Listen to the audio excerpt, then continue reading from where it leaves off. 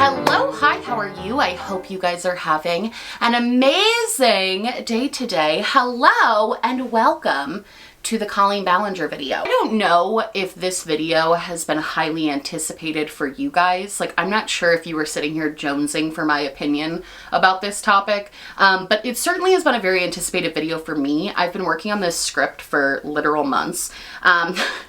It's one of those videos I kept leaving and coming back to and leaving and coming back to because there's just so much information and so much I want to say and talk about with this video. Today we are going to be talking about Colleen Ballinger and why I think what happened with her will inevitably end up happening again with other YouTubers. Like why this endless cycle keeps sort of going around and around and around. Preface this video by saying I know that Colleen Ballinger content is, I don't want to say overdone, because I personally don't think you can ever call out people who are enough. That's my opinion. But I will say I know there's been a lot of videos made on this topic and I know that I'm kind of late to making this video. I definitely wanted to look at this from the perspective of not necessarily unpacking every little tiny detail that happened because that's already been done, but I want to look at this from the broader perspective of why this happened in the first place, how this situation was handled, and sort of what we think is going to happen in the future, and how I think we're just going to sort of be repeating this over and over and over again. So without doing too much introduction, I just want to sit down, talk about Colleen Ballinger, how she came to be so famous on YouTube, how she kind of blew up, horrific things that happened, how her entire brand basically came crashing down around her. So if you're interested in that, keep watching. This is just like a super interesting thing that I found out right off the bat doing research on her. Colleen graduated college in 2008 from Azusa Pacific University, which really wasn't important to me at first, but it turns out that's an evangelical Christian college that's incredibly anti-gay. So that's like a great start to this video. She literally went to an anti-gay college, and I don't know how I've never seen anybody talk about that, but I'm like, okay, so that right off the bat tells me everything I need to know about her. That's like first and foremost. You could honestly stop the video here. Like, what the fuck? She got her degree in vocal performance, and quickly after graduation, she started getting jobs doing singing stuff. Like she was a singer at Disney World and Disneyland Playhouse in 2008. That was kind of her most notable big job before she took off on the internet. She was actually actively working at Disneyland while she was promoting her online brand and creating the Miranda Sings character. She actually got fired from Disney because she kept doing her Miranda Sings face and voice on the Disney stage to make people laugh, and it made her higher ups get mad at her and basically fire her. Now, even though Colleen starting this Miranda character is definitely what made her take off on the internet, I do think it's important to note that this is not her very first time doing internet stuff. Her and her sister Rachel had an internet skit show where they just did highly offensive and problematic vlog skit type content. It's been brought to light in recent years. There's tons of clips online, specifically one where they're mocking Hispanic people. So she's been around and being problematic for a long time. This isn't new. However, as far as her actual career as like Miranda Sings Colleen Ballinger on YouTube, her very first video was posted in 2008. And it was a Miranda Sings cover of the song Respect by Aretha Franklin. It's really interesting to look back at these OG original Miranda Sings videos because the character is just wildly different than what it turned out to be today. The only real similarity in Miranda Sings videos from the beginning and what they turned into is that she has messy lipstick and her hair is messy and she has a beret in it. Like, that is literally the only difference. The character itself completely is just someone who's kind of bad at singing. Like, that's how this all started. It seemed much more based on sort of the early days of YouTube when people would just post covers and they would be not that great. And it kind of reminded me of like bad American Idol auditions. Like, that's what she was channeling. It wasn't this whole brand of a person. It was just this character who sang poorly. Most of these early videos were just 3-minute cover songs. They weren't even like big, long, drawn-out videos of a Miranda character. It was just her singing this cover in this funny voice and doing faces. Now, of course, as time went on, Miranda Sings went from this cover artist who was just bad at singing and it was funny to, of course, these very long, drawn-out vlogs that we ended up seeing, these long, drawn-out character building, basically watching this character build from the ground up, watching her develop new things for this character. So from 2008 to 2010, Miranda Sings was blowing up and was very successful. And in 2010, Colleen decided to start a separate YouTube channel called Psycho Soprano, which is just telling. She starts doing Vlogmas and starts posting about her real life as opposed to just posting about this character that she's portraying. This channel took a little bit of time to sort of get picked up off the ground. It seems like even though Colleen was promoting this channel, this Psycho Soprano channel on her Miranda Sings account, it was taking a while for her to grow a follower base that wasn't just watching her for these funny videos. Most people were not watching for her, they were watching for this character she had created, Miranda, and it seemed like she was trying to switch that up a little bit and make it more so people were caring more about her and her life than they were about the Miranda Sings character. And I think this is something that a lot of YouTubers during this time had to deal with, especially because skit comedy was so popular on YouTube during this time. If you think of someone like Fred, who is, his name's Lucas Crookshanks, he's actually fucking hysterical. He has a YouTube channel, I love him. If you think about him, the biggest hits were them playing these sort of characters, and a lot of YouTubers had to deal with this, because even if they weren't playing a character, they were still participating in skits, and those were their biggest videos. It seems like it was difficult for YouTubers at this time to get people to care about them as people, which I think is fascinating because now that's like all people care about. I feel like all people care about are YouTubers as people at this point. That's like the big selling point. Now, as someone who does YouTube, I can imagine that it would be frustrating to be so famous and well known for a character that you're portraying when all you want is for people to like you as a person. I can understand why it puts a lot of pressure on you to keep making your character good and interesting and funny and topical, which can be very difficult. And I think the reason that Colleen ended up crossing so many boundaries, especially in the beginning, I think she started crossing so many boundaries because the interest in her as a person just wasn't there. So she knew she had to make her character outlandish and crazy and shocking. And that's why she made so many videos just doing disgusting things as Miranda Sings. Now, I in no way am defending Colleen's actions here,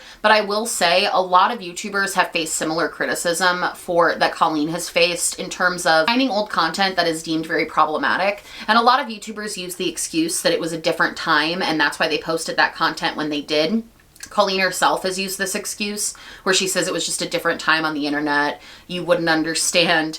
But here's the thing. Every single one of those people who were making those really offensive skits, all of that content was aimed at children. I don't think it's ever okay to exploit children by creating shocking, horrifically bad, racist, terrible characters and basically traumatizing an entire generation of people just so you can make some money. I just don't think that's fair. And there are things in those videos like commenting on the bodies of underage children that have just never been fucking acceptable. And I do not understand why we let creators get a pass when they just say, oh, it was a different time. Times were not that different. You were being disgusting knowingly to be provocative and funny to children, and you were exploiting their views for money. There's no way to defend that type of old content. There's no way to defend that type of shocking content. You know what you were doing. You were an adult who knew what they were doing to attract a bunch of kids to your channel. And there's something inherently weird about that, in my opinion. God, I'm already getting heated. We're only on page 3.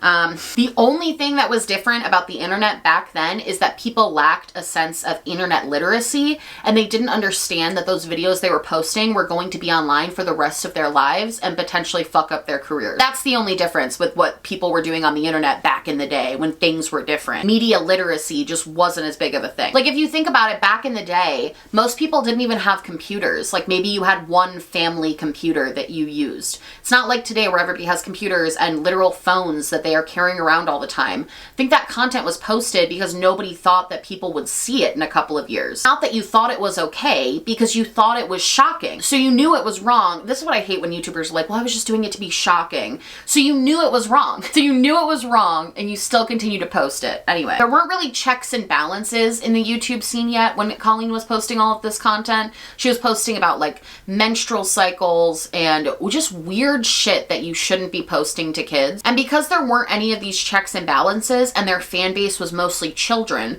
of course they weren't getting called out for it. It's like the internet wasn't different back then. It wasn't a different time. You were just catering to children who didn't know any better. As an adult. She was a fully fledged adult at this point. And that kind of gets me to my first point of why I think what happened with Colleen will continue to happen over and over again, is because at the end of the day, a massive target demographic for YouTube and just for the internet in general are children, which is arguably one of the easiest demographics to have because kids aren't really going to call you out on something. But the thing is that's short-lived because those kids grow up and then they do remember all the horrific shit you did and they will call you out on it, like we have seen time and time again, including with Colleen.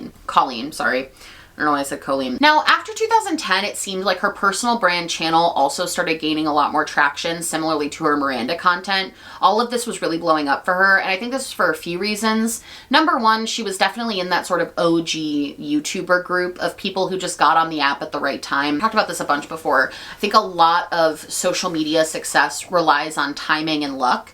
Not that it doesn't take work, not that it's not, you know, whatever, but it's like a lot of it is luck. A lot of it is right when the timing that you started, knowing when something's going to be big before it actually becomes big. Like Colleen fell into that sort of category. And during this time, Miranda as a character started to become even more pronounced and started developing these weird subplots of her life. The most troubling one I've seen is the insinuated fake relationship that Miranda, who is supposed to be a young girl, has with her uncle, and insinuating that her uncle was doing creepy and predatory things towards her. This is a completely false and made up character. There's no reason your character should be getting molested by their uncle for a bit, for humor. That's not funny, that's very serious, and I don't think people even harped on her enough about this, because not only is that just disgusting to make jokes about, you're making light of something that does happen to children, to those children, and it could potentially be dangerous because if a child is in that situation, they could think it's just a fucking joke, because Miranda Sings has it happen to her, and she's just taking it as a joke. She just thinks it's funny. It's not funny. It's never been funny. I don't understand why she didn't get called out more for this. And then there's also just, I'm not kidding, hundreds of clips of Colleen as Miranda making jokes about children's bodies, pretending to be a child as Miranda, making jokes about inappropriate topics for kids like and tons of sexual jokes, sexual innuendos that would go over a child's head, so there's no fucking reason for it to be there in the first place. And it was all under the guise that because Miranda Sings, the character, is a child, she's allowed to make these jokes to children as a fully grown adult with a fully formed fucking brain. Now, as Miranda grew this fan base, so did Colleen. And while Miranda as the character has had a lot of peaks and pits in popularity, like I would say there's been a ton of ebbs and flows to that channel, especially before all of this controversy happened. Colleen as a YouTuber definitely cemented herself as one of the OGs, and she would regularly go to events like VidCon. She started doing tours. She would have fan meetups. Like, she was a solidified, popular, famous YouTuber. I would argue that Miranda Sings hit its peak in 2016 when Netflix actually gave her her own TV show, which is crazy. I'm like, how the fuck did Netflix vet that character and be like, yeah, let's give Miranda Sings a TV show? Whoever gave that the green light at Netflix needs to be fired. I'm so sorry. That is absolutely batshit crazy that she was allowed to get a TV show when all of those clips that are on the internet exist of her doing these horrific things with Miranda Sings. The show only lasted 2 seasons, and I tried to watch a little bit of it for this video. I literally could not get through it. I don't even know how it got 1 episode. I'm like so confused by that show. It's just bad. It's like not even funny or interesting. It's just bad writing. Like, it's a bad show. However, this was one of the first times that a YouTuber had this much commercial success, and also one of the first times a YouTuber got like an actual television show. So this was a big deal. She was able to be on the Jerry Seinfeld show, Comedians in Cars Getting Coffee, and she did really well in that interview. She would make the late night rounds and switch into her Miranda character when she was on the late night shows. She got a lot of success from this Miranda character, but I would argue that the show kind of killed the Miranda character, probably because she wasn't able to do all the disgusting things that she wanted to do on the show. That's probably why, because that's what people had come to know and expect from this character. But regardless, the show did not do super well, and it ended in 2017 with kind of the popularity of Miranda Sings. I think that's really when that channel sort of died, which makes sense because if you do the math, 2017, say a kid was like 12 years old, when she got called out in 2023, all those 13-year-olds she was pandering to were now legal adults, and they were able to see the tomfoolery and bullshit that she was posting. I would also make the argument that her personal channel started to decline during this time. I would say it started declining in like 2015, 2016, and I think that's mostly because most of the OG YouTube channels were kind of dying at this point. They weren't doing as well as they used to be. This is like the Tyler Oakley, Hannah Hart, Joey Graceffa, like all of them, Alicia Marie, like this is when all of them were also starting to not die. The channels didn't die, but they were starting to peter out from success. And I would say that this is when she had a major dip in views on both of these channels. I think what's so funny during this time is that if you had asked somebody for a list of unproblematic YouTubers in 2016, Colleen would have absolutely been on that list. Like, she 100% was deemed as this very unproblematic, never gets into scandals, never has any drama.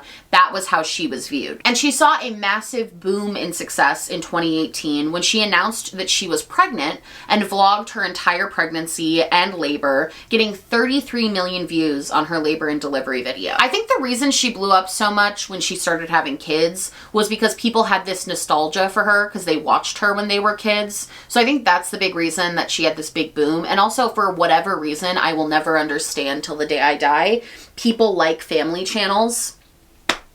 I don't get it, but like, that's a whole different video. I feel like she had created this sort of friendship with a lot of her audience and this closeness with a lot of her audience, which we'll talk about later, how she crossed so many lines with that. But she had fostered this sense of community. So I think a lot of people, when they heard she was pregnant, kind of felt like when a friend that you knew in high school gets pregnant. You're like, oh, good for them. I want to see their cute baby and see their cute little journey. Now, I want to talk about this part of Colleen's. This is by no means the most serious, thing that she did, but just because I'm me, I want to talk about this. I've never been shy about how I feel about family channels and how I think they're incredibly exploitative. I think they should be illegal. I think there should be stricter laws around them. Like, I have so many thoughts on family channels that I could preach about forever, and I do. Her entire content changed during this time, and while I thought that was super fucking weird, I never made a video on it. And the reason I never made a video on it was because I was like, she's so unproblematic. Like, she shows her kids occasionally, like, whatever. And that wasn't true. She was absolutely exploiting the fuck out of her children. Up until this point, back in like 2018, 2019, the only real scandal that she had been in was that she very publicly married a fellow YouTuber, Josh Evans. And in 2015, they got a divorce, and that was some big tea during the time because there's a lot of rumors about that relationship. Personally, if you know, you know, I don't like talking about relationships and stuff like that on YouTube. I don't think it's appropriate. I think that's their personal business, so I'm not going to discuss that any further. But that was the only real drama that she had been in, was she like publicly got this very big divorce. That was really it. So when she started exploiting her children for content, everybody was just going along with it, I think mostly because she had never caused any problems before, so what were you to think that she was causing a problem now? 2020, this sort of unproblematic image was definitely shattered, and her YouTube career definitely hit a big bump. I had to rewatch my old video on this topic, and I can link it down below if you guys want more context on what happened during this situation, because I'm just going to do a brief overview. But the gist of the situation is a YouTuber named Adam McKinty. I'm probably pronouncing your name wrong, Adam, I'm sorry. He basically made a video saying that he was in the fandom of Colleen's for a really long time, that she had sent him a pair of bra and underwear when he was only 15 years old, and accused her of massively oversharing about her personal life and in her personal DMs and group chat. He also talked about how she gave him access to the Miranda Sings Twitter account and then flipped out on him when she got backlash for something that he tweeted on the account, and then went to her different fan group chats and talked shit about him. That was the gist of this original drama. Also during this time, I think people were just barely scratching the surface of a lot of her old racist stuff that she had posted, because some of it resurfaced, but absolutely by no means did all of it. Like, just a couple of clips here and there had resurfaced that she very vaguely apologized for. But during this time, people did notice that she was making jokes about sexual assault, and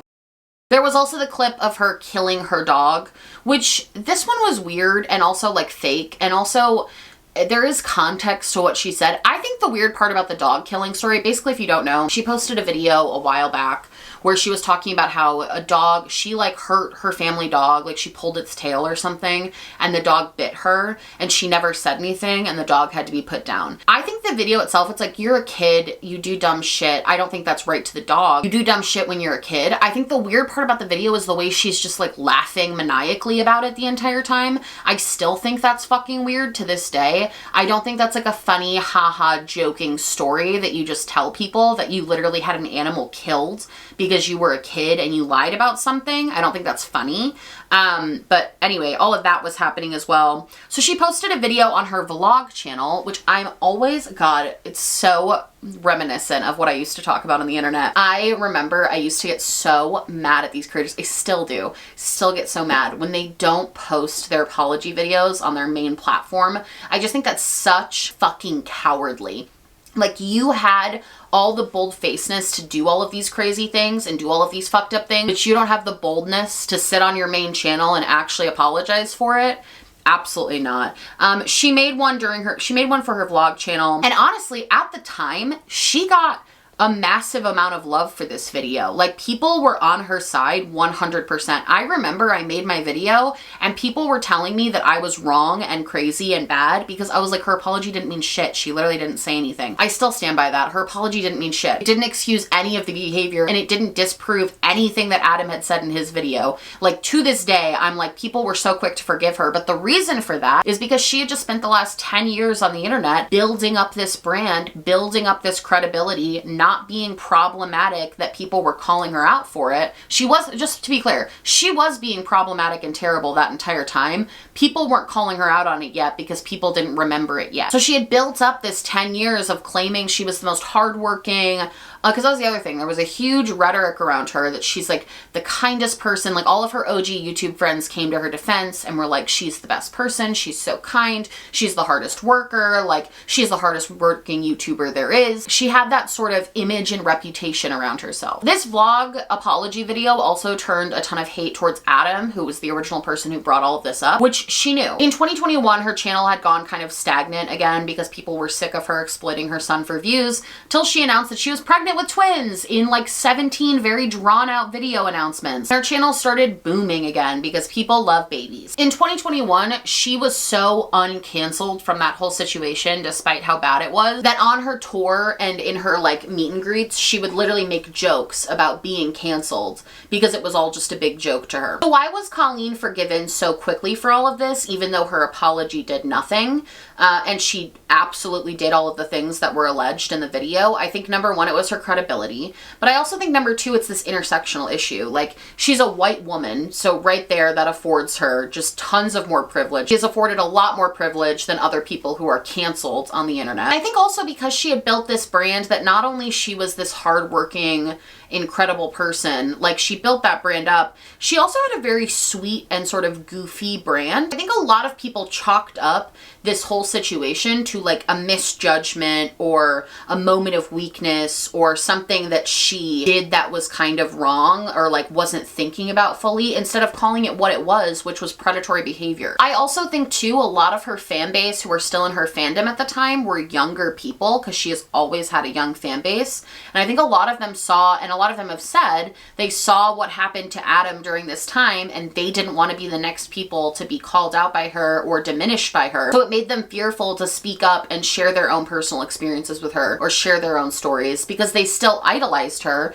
and they didn't want to get canceled and dragged all over the internet like Adam had been. She basically made an example of Adam and was like, this is what will happen to you if you cross me, because people love me so much that they're gonna forgive me for anything. Like, that was the vibe that she was giving. They're gonna forgive me so much for all of this that I'm gonna make jokes about how I was canceled. And I think this is a really common thing that we see when fans of YouTubers tend to call them out for things, and it gets a lot of traction. We saw it a lot with James Charles and David Dobrik, where victims of them would not come forward for months or even years later because they were either so still under the spell of that creator that they didn't even know they were being groomed, didn't even know something bad was even happening to them because their idol was just talking to them and they were so excited by that. And we also know that people have a harder time coming forward when somebody gets slammed the way that Adam does, because they don't want that public backlash. And I also think because she fostered that fear within her fan base, she fostered that sort of don't cross me attitude, like don't cross me, see what happens to Adam.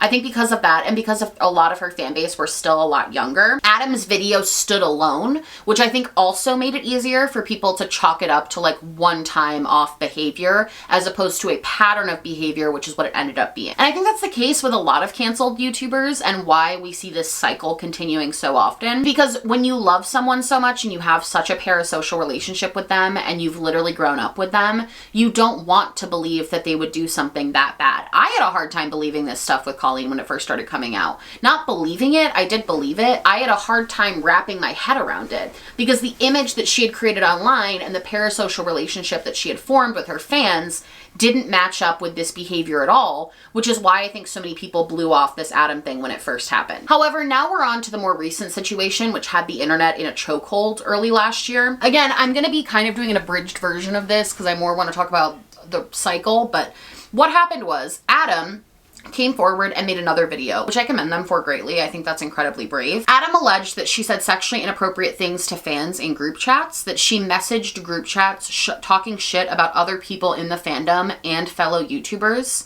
that she tried to elicit pictures from underage fans. It was shown that behind the scenes she lied and manipulated a number of drama channel YouTubers to try and push a narrative about Adam that wasn't true. And then the old clips from her Miranda days started coming to light, and they are sickening. I can't even put into words, because this video will get demonetized, how fucking sickening these Miranda videos were. Also, Adam did not stand alone this time. Dozens of former fans came forward talking about both the inappropriate DMs that they've shared with her and also the inappropriate in-person meetings that she's had with them. One girl talks about how she went to a live show for Miranda Sings and she was wearing a very short dress, and Miranda brought her up on stage and spread her legs wide open to an audience full of people. And she talks about how fucking traumatizing that was, because it absolutely is. Also, a ton of inappropriate comments that she made about JoJo Siwa came out, which that whole relationship is so fucking weird to me. I can't believe that we were just like, yeah, a teenager is friend with a 30-year-old and we all think that's normal and like totally fine and chill. There's also videos of her making other comments about children that she's doing videos with in a sexual way as she's playing her Miranda character. And just genuinely creating content that was marketed to kids but was never meant for kids to consume. Now, I think there were a few differences in the 2020 situation to this one. The first being that just so many people were coming forward with stories about this.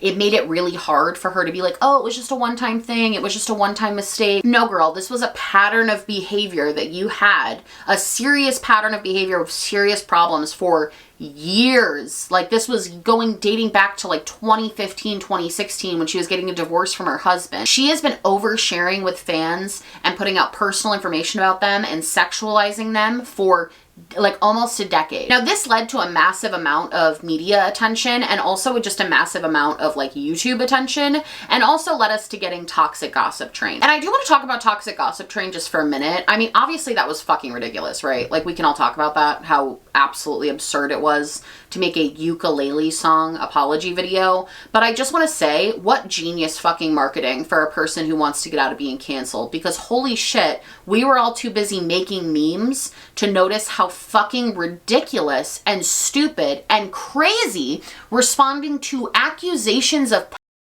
is to sing a song on a ukulele. Like, we all kind of like were so dumbfounded by it that it almost got her to skate by unscathed from it. She didn't even own up to anything or apologize for anything or talk about anything that she actually did. She just attributed her behavior to being weird, and she's just a loser, and that's why she talks to underage kids, is because she's a loser. Do you know how fucking weird that is? I'm not a groomer, I'm just a loser. Do you know how fucking crazy you have to be to not only do all the things she did predating this video, but to get online and fucking say that? Like, people hated her and they were mad at her and they were pissed at her, and she was definitely canceled, but she kind of got off from this video because we were all just so dumbfounded by what the fuck she was doing. Now, she did the standard YouTuber who got canceled thing, and she disappeared for a couple of months after this. And when she came back, she very briefly was like, sorry about that, guys. Anyway, on to my family vlog. Like, that's what she does now, is she just family vlogs. And the thing is, she can barely hit 50,000 views a video now. Like, her channel did definitely die. But when she first started posting vlogs again, her views did not significantly decline the first few videos. She was actually coasting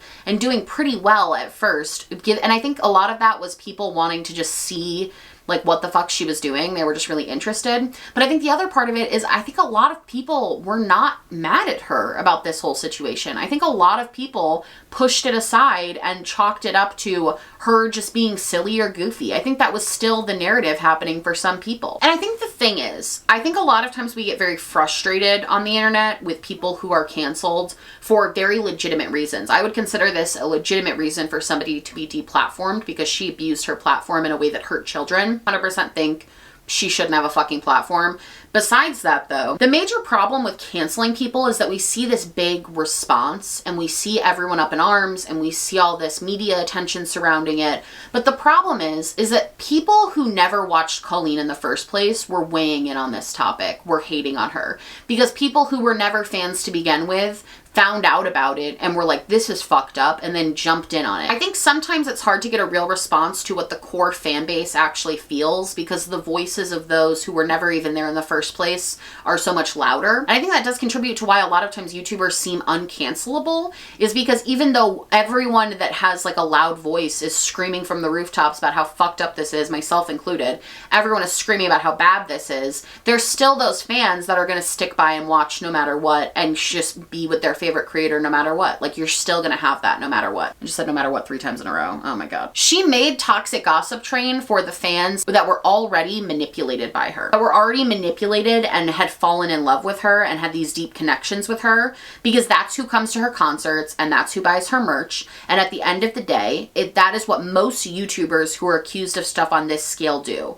They apologize not really to the people that are upset at them and are canceling them. They apologize to the people that they can maybe keep around. That's why her apology video didn't own up to anything or address anything or even like admit that she did anything. Because if she had done that, then her real viewers would have seen the truth and known the truth. But she made that video to make herself seem like a victim to the people that were gonna stick by her no matter what, and apologize to them. And that is who that video was for. It was not to her victims. It was not to anyone else. Like, that was literally what her video was for. These apologies are not for the people who are upset. They are a way to recoup as many people as they still can so they can continue making a living on YouTube. When you get accused of something this bad, it's not about taking accountability. It's literally just, if you're a bad person, which I think she is, I think she's a bad person. It's not about taking accountability. It's about damage control. It's about trying to keep as many people as you possibly fucking can. And we see this over and over and over again with these apology videos, with these YouTubers getting canceled, with the Shane Dawsons and James Charleses of the world. We continue to see this pattern. They're making their content now for people who don't care about any of that and are going to watch them anyway, and that's why they continue to have success. This is why we'll keep seeing this sort of cycle happen over and over and over again, and why YouTubers don't leave the platform, because they can still make a substantial living doing what they're doing. I think Colleen is an interesting example because I think that unlike Shane and James, she's not been able to find a platform elsewhere, and I also think that her views are bad now. Like, she's barely getting 50,000 views a video on her vlog. Just the fact that she still feels emboldened and like she can be posting just shows that we're just going to be seeing this cycle forever. As long as there's money to be made, YouTubers aren't going to leave the app. As they don't ever face any real accountability, I think that's why we keep seeing more and more things like this happen. I think the next people that it's going to happen to are like Jake and Logan Paul, in my opinion, because they were running the children's YouTube scene in 2016, and I guarantee if you look into their old content, there's some fuck shit there that they were pulling their childlike audience. I can almost guarantee it. They're going to keep marketing to children. They're going to keep monetizing to children because it makes them a lot of money. They're going to continue to make disgusting content because the kids don't know any better and they're sick individuals, and this shit is going to keep happening over and over and over again, and it's absolutely infuriating. Sorry there's not like a positive, happy little bow for the end of this video. It's just infuriating. Like, this whole situation was absolutely absurd. The fact that YouTube is even still letting her post monetized content is fucking obscene. I have no idea why a year and a half later she is still on this fucking app. Yeah. I don't like her. I don't like her. I don't like what she's done. And I don't like any of the fucking YouTubers that get away with this shit. It pisses me off. There are good people that deserve to have good channels and like do well, and they get silenced by people like Colleen and Shane Dawson. Absurd. YouTube puts their money into monetizing Shane Dawson videos instead of like small creators trying to make it. So that's great. That's it from me. That's going to be my video. I hope you guys liked it. Let me know your thoughts down below. I'm really curious to know. I know this is kind of far out, but I might make this an internet history video because I know this was like a while ago, but anyway, I love you guys so much. If you like this video, please like and subscribe, or just subscribe, or do neither. Honestly, just so happy you're here watching me. Thank you for being here. My social justice spotlight and my social media will all be linked down below. And yeah, I'll see you guys tomorrow. Happy Glowmas. Bye!